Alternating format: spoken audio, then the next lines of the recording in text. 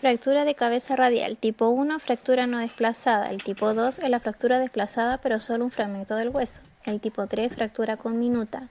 Tipo 4, fractura con desplazamiento de solo un fragmento de hueso. Además, interrupción en la articulación radiocubital proximal. Luxofractura de Ixel-Lopresti. La fractura de la cabeza radial con luxación de articulación radiocubital distal, además de un daño a la membrana interósea que los mantienen unidos. Fractura de apófisis coronoides. Tipo 1. Fractura por arrancamiento del pico de la apófisis coronoides. Tipo 2. El fragmento óseo arrancado corresponde al 50% o menos del hueso, sin involucrar la base de la apófisis.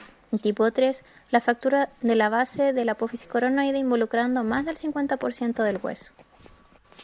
Fractura de Barton. La fractura o subluxación articular desplazada e inestable del radio distal, con desplazamiento del carpo y de los fragmentos de la fractura. Fractura de Coles. Fractura transversal transmetafisiaria del radio con desplazamiento dorsal del fragmento distal. Fractura de Smith. Fractura transversal transpifisiaria del radio con desplazamiento palmar del fragmento distal. Luxofractura de Montella. Fractura de cúbito en su porción proximal o medial, además de una luxación de la cabeza radial. Luxación de codo. Se define como la pérdida de contacto entre las carillas articulares del codo humeral, en conjunto con el cúbito y la cabeza radial. Se clasifica en anterior, posterior, medial o lateral. Fractura de olecranon. Existen tres tipos. Tipo 1, no existe desplazamiento de los fragmentos. El tipo 2, existe desplazamiento de los fragmentos, pero se mantiene la relación anatómica cúbito-humeral. Y la tipo 3, que existe desplazamiento de los fragmentos, pero se pierde la relación anatómica cúbito-humeral.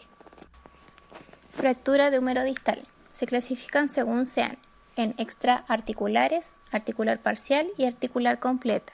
Como se ve en la imagen, se van de menos fragmentada hasta terminar en conminuta. Osteocondritis disecante del cóndilo humeral.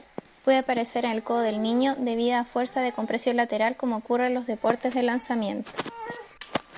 Epicondilitis lateral. Es un proceso degenerativo que se genera en el epicóndilo lateral del radio, debido a un uso excesivo de la musculatura epicondilia.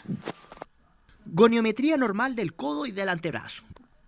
La cinemática del codo abarca una flexo-extensión de 0 a 146 grados con un rango funcional de 0 a 30 grados.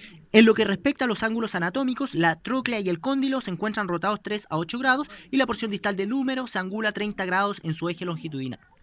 El antebrazo posee un rango funcional de 71 grados en pronación y de 81 grados en supinación según Murray et al. Según los ángulos anatómicos, la superficie articular de la ulna se orienta en un ángulo de 4 a 7 grados de valgo respecto al eje del diáfragma.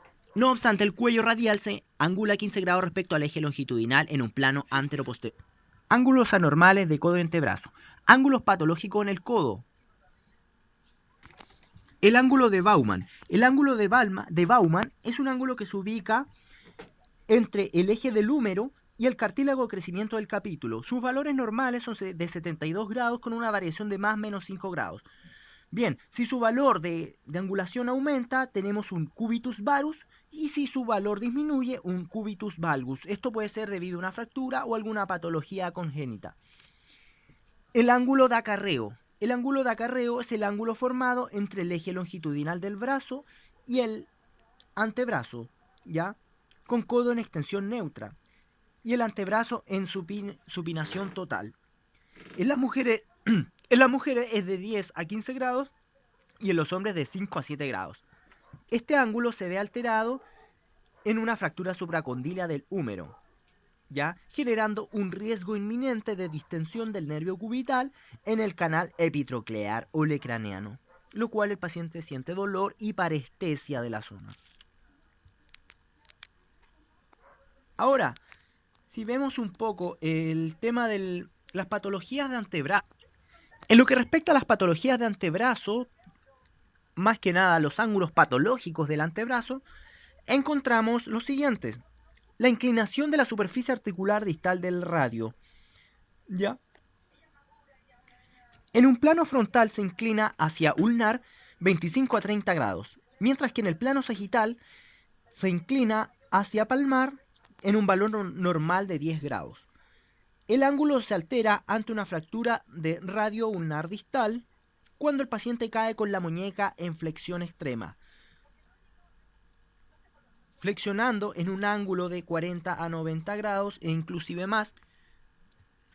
Ello debido a que el 80% de la carga axial se soporta sobre el radio distal, específicamente a nivel de la fosa escafoidea, lo que genera la fractura a ese nivel. Ahora bien, cuando está alterado este ángulo, ¿ya?, se incrementa la carga concéntrica sobre el mismo radio, como había planteado anteriormente, principalmente a nivel de la fosa escafoidea, como lo dije, bien lo replanteé anteriormente, y genera estas denominadas fracturas por efecto de que este ángulo de la inclinación de la superficie articular del radio tiene un mayor valor, ¿ya? El otro ángulo patológico que podemos encontrar está dentro del método de Lusted y Keats. ¿Qué me dicen? Me dicen que el ángulo es un ángulo que abarca desde el eje de la diáfisis del radio hasta el eje de la articulación radioescafoidea. Se mide en una proyección antero-posterior, dando valores de 82 grados en los hombres y 81 grados en mujeres. Mientras que en el lateral podemos encontrar mediciones de 84 grados en hombres y 87 grados en mujeres.